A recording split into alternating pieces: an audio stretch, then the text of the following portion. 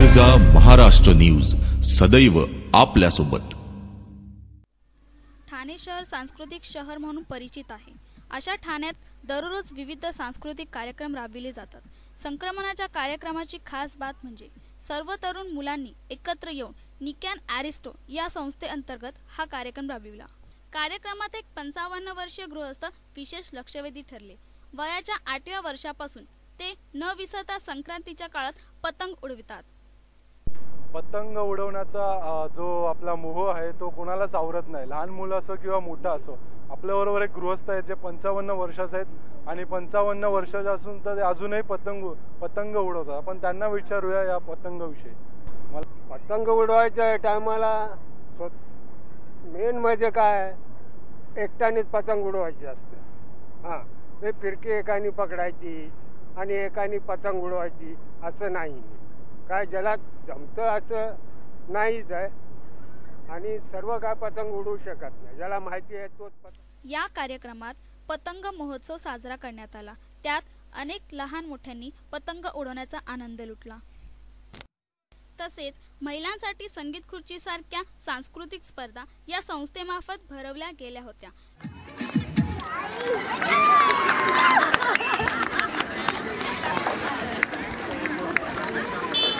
या कार्यक्रमामध्ये सहभागी झाल्यावर मला अतिशय आनंद वाटला की आम्ही महिला नुसतं घर आणि हे आज सत्संगावरून येताना या संस्थेमधली एक मुलगी मला म्हणाली, तुम्ही येता का, हळदी कुंकू आहे। म्हटलं चालेल। घरी गेले, पटापट आवरलं आणि आली आज मी।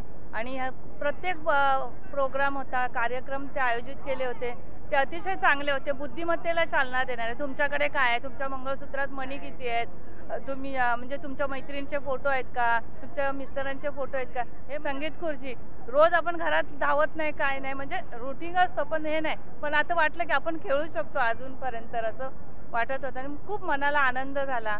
आणि असंच ह्या मुलांनी काय काय कार्यक्रम करावेत आणि त्यांना आमचा खूप साथ आहे की त्यांनी हे शिक्षण वगैरे, जी मुलं शाळाबाई आहेत आणि गोरगरिबांची मुलं आहेत आणि त्यांना शिक्षणासाठी रात्रशाळा, त्यामध्ये मी पण सहभाग घेईन असं मला वाटतं आणि मी घेणार।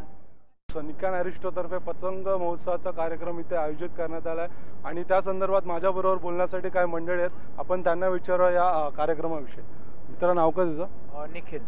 मला काय सांगशील, हे सगळं तू कार्यक्रम राबवलं तुम्ही सगळ्यांनी मिळून, याच्या मागचा तुमचा नेमका उद्देश काय आहे? याच्या आधी कधीही पतंग महोत्सव हा ठाण्यात झाला नव्हता। ठाण्यात आणि बेसिकली कोपरीमध्ये, ठाणा ईस्टमध्ये हे पहिल्यांदाच झालं आहे आणि निकॅन ॲरिस्टो थ्रू माझी जी कंपनी आहे, आमची जी कंपनी आहे त्याच्या थ्रू आम्ही हा पहिल्यांदा एक युनिक कन्सेप्ट म्हणून ठाण्यामध्ये इंट्रोड्यूस केला आहे। सो पतंग महोत्सव आणि त्याच्यासोबत ओव्हरऑल क्राऊडला एंटरटेनमेंट म्हणून महिलांसाठी वेगवेगळे गेम्स, रादर इनोव्हेटिव्ह गेम्स आणि खूप साऱ्या मोठ्या लोकांचा साथ पण भेटला। जसे की आपले फाटक साहेब ते आलेले, सुनील नाईक होते, मोठे साहेबांचा पण साथ मिळाला आणि यशस्वी झाला हा फायनली। सो आणि होपफुली सगळ्यांनी एन्जॉय केला हा इव्हेंट माझा। तुमचं नाव? जावेद सारे। तुम्ही कशा प्रकारे कार्यक्रमाची आखणी केली?